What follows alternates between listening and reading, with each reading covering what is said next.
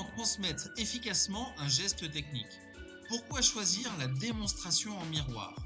Et comment s'assurer que les apprenants intègrent le geste correctement dès la première mise en pratique? Aujourd'hui, on plonge dans une technique d'apprentissage incontournable, la démonstration commentée justifiée en miroir, utilisée pour enseigner une habilité précise à un seul intervenant. Bienvenue sur le podcast Dans la tête d'un formateur, dédié à toutes celles et tous ceux qui aiment la transmission du savoir. Que vous soyez formateur, apprenant ou simple passionné par le partage de connaissances, ce podcast est fait pour vous. On utilise cette technique?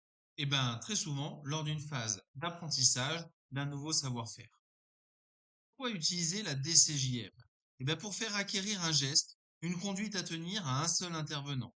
Associer observation, explication et justification pour favoriser la mémorisation.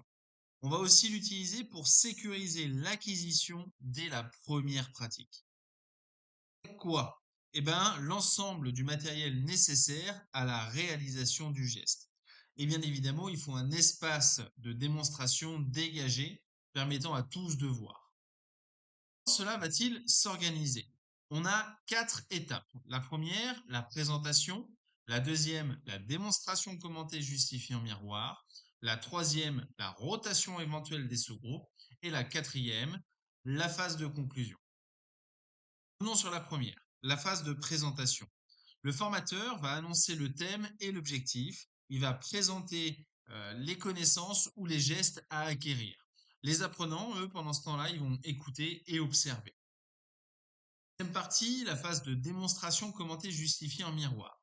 Le formateur a préalablement préparé son matériel et il se place face aux apprenants.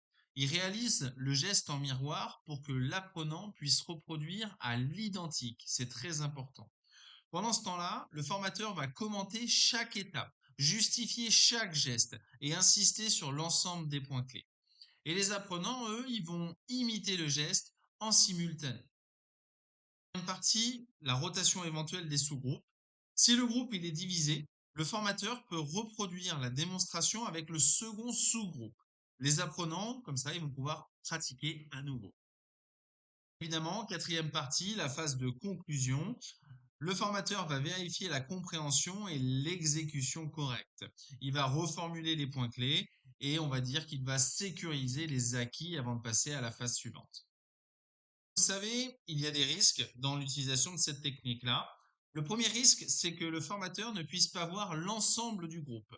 Ensuite, c'est qu'il réalise une erreur technique ou qu'il ait donné une justification erronée qui risque d'être reproduite dans l'immédiat.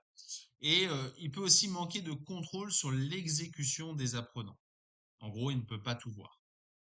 Comment est-ce qu'on évalue efficacement notre technique pédagogique? Eh bien, c'est simple, on va observer des réalisations en miroir correctes et il va y avoir une validation finale lors de l'atelier du geste, l'atelier qui suivra cette activité. Bref, ce qu'il faut retenir, la démonstration en miroir permet un apprentissage immédiat et sécurisant. Elle combine observation, action et justification. La réussite repose sur une démonstration rigoureuse, claire et visible par tous. Merci d'avoir écouté le podcast Dans la tête d'un formateur dédié à la démonstration commentée justifiée en miroir. On se dit à très vite pour une nouvelle capsule pédagogique. N'hésitez pas à partager, aimer sur vos réseaux sociaux ce podcast. À bientôt.